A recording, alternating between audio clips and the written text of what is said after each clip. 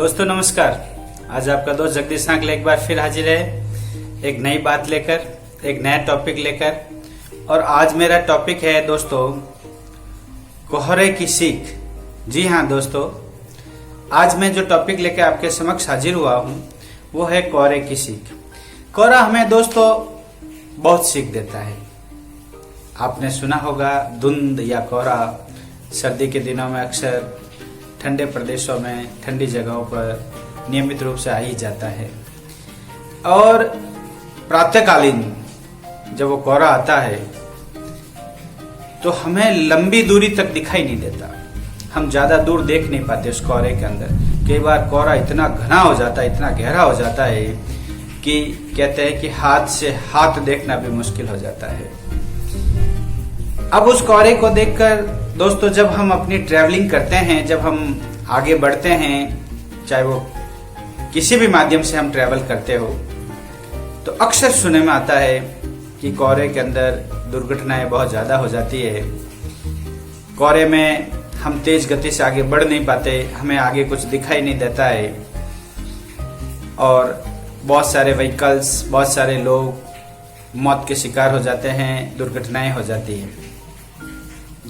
लेकिन कोहरा एक बात कहता है, कोहरा एक सीख देता है कि भाई जब तुम्हें ज्यादा दूर दिखाई नहीं देता, ज्यादा लंबी दूरी तक देख नहीं सकते, तो क्यों नहीं आप अपनी गति को धीमा कर देते, अपनी स्पीड कम कर देते, धीरे धीरे आगे बढ़ो, जहां तक आप देख सकते हैं उतना देखो। यदि आप व्हीकल लेकर आगे बढ़ रहे हैं, आपके पास में कोई व्हीकल है, तो उसके इंडिकेटर्स चालू कर दीजिए ताकि सामने वाले को लगे कि कोई व्हीकल आ रहा है और आप धीरे धीरे आगे बढ़ते रहें और अपने डेस्टिनेशन पे पहुंचे। आप रुके नहीं, धीरे धीरे आगे बढ़े। ये कोहरा सीख देता है दोस्तों। हमारे जीवन में भी कुछ ऐसा ही होता है दोस्तों। कोहरे का लिंक मैंने अपनी लाइफ के साथ में इसलिए अटैच कर रहा हूं कि जब हमारे पास, हमारे जीवन में घने संकट के बादल छा जाते हैं, दुखों के बादल छा जाते हैं, परेशानियों के बादल छा जाते हैं, आदमी परेशान होके चुपचाप बैठ जाता है, हताश हो जाता है, जीवन में आगे बढ़ने की बजाय वो कुछ ऐसे साधनों का, ऐसे तरीकों का इजहार करता है। कई बार वो सुसाइड के मार्ग भी अपना लेता है, किसी मौत के रास्ते पे चला जाता है।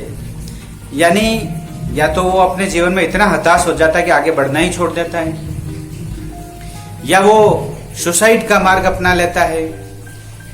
कहने का तात्पर्य चाहे वजह कोई भी हो, चाहे दुख हो, संकट हो, परेशानी हो, जब आपको कुछ भी दिखाई नहीं दे, जब आप परेशान बहुत ज्यादा हो जाते हो और आपको ये समझ नहीं आ रहा है कि मुझे क्या करना चाहिए, तो क्यों नहीं आप अपने सोचने की जो गति है उसको धीमा कर दो। आप अपने विचारों पर विराम लगा दो और धीरे धीरे आगे बढ़ते रहे। अपनी सोच के ऊपर विराम लगाकर धीरे धीरे आगे बढ़े। चारों तरफ संकेत जरूर चालू रखें कि आप गतिमान हैं, निठल्ले और नकारा होकर बैठे नहीं। इससे हमारे जीवन के अंदर जो गति है वो बाधित हो जाती है। हमारे जीवन के अंदर जो आगे बढ़ने की राह है वो फिर समाप्त हो जाती है और हम आगे कुछ भी नहीं कर पाते हैं दोस्तों। कोहरा हमारे को एक बात और भी कहता है, एक बात समझाने की कोशिश करता है कि वो लंबे समय तक नहीं रहता, लंबे समय तक नहीं रहता। जैसे सूर्य उदय होता है, धीरे धीरे धूप चढ़ती है, कोहरा समाप्त होने लगता है और 9 बजे 10 बजे जब बहुत तेज धूप हो जाती है तो कोहरा के बादल छट जाते हैं। जीवन में भी ऐसा ही होता है दोस्तों। जब हमारी परेशानियां होती है, परेशानियां कोई लंबे समय तक नहीं रहती है, यह एक जीवन चक्र है, कभी सुख कभी दुख जीवन में चलते ही रहते हैं। हम धीरे धीरे आगे बढ़े क्योंकि परेशानियां नियमित हमारे जीवन में रहने वाली नहीं है। परेशानियों के, दुख के, गमों के बादल जैसे जैसे ईश्वर की कृपा होती है, साहिब की कृपा होती है, वो बादल छट जाते हैं और हमारे जीवन में वही वापस एक सुनहरा, एक अच्छा शुभ दिन शुरू हो जाता है। ये बात सत्य है दोस्तों।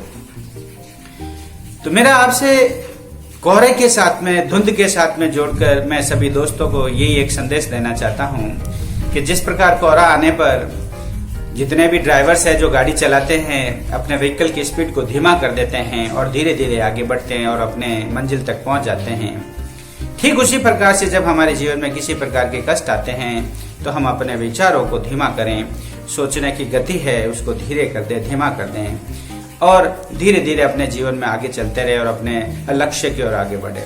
निराश और निठल्ले होकर, नकारा होकर बैठे नहीं और किसी भी प्रकार के गलत कार्य को अंजाम भी नहीं दें, क्योंकि ये जीवन बहुत ही कीमती है, ईश्वर की बहुत बड़ी देन है जो ये जीवन हमें मिला। बस ईश्वर का नाम लीजिए।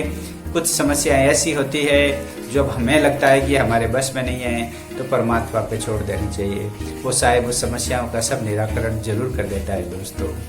मैं यही बात आप लोगों को बताना चाह रहा हूँ। जी हाँ दोस्तों, मेरी बात यदि आपको पसंद आई हो, आपको अच्छी लगी हो, तो जीवन में जरूर अमल करें, विचार करें और अपने दोस्तों के बीच में जरूर शेयर करें, क्योंकि हो सकता है कि मैं जो बात बताने जा रहा हूं आप पहले से जानते हो, निसंदेह जानते होंगे, सब जानते हैं, लेकिन ये रिमाइंड हो जाएगा और आप अपने दोस्त के सामने जब ये बात रखेंगे तो हो सकता है कोई आपका दोस्त इस समस्या से ग्रसित हो, उसकी समस्या का निराकरण हो जाए।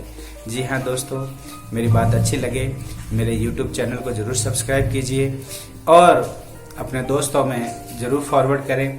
मेरे इस चैनल को जरूर लाइक कीजिए और मेरा हौसला बढ़ाएं ताकि मैं नई नई बात आप लोगों के समक्ष अल्लाह के रख सकूं।